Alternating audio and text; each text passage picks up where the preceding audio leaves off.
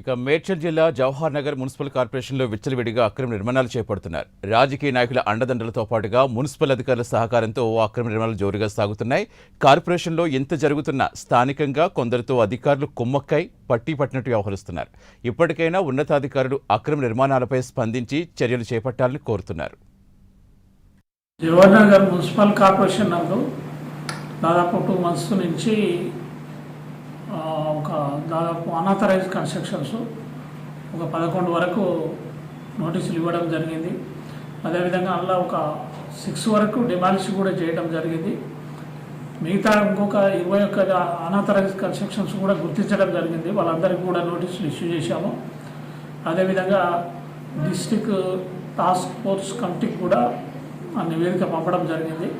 వాటి మీద కూడా త్వరలో చర్య తీసుకోవడం జరుగుతుంది. కాబట్టి ప్రజలకు అందరికీ ఒకటే విజ్ఞప్తి, ఎక్కడ కూడా అనాథరైజ్ కన్స్ట్రక్షన్ చేయకూడదు. చేసినట్టయితే తప్పకుండా వాటి మీద చర్యలు తీసుకోవడం జరుగుతుంది.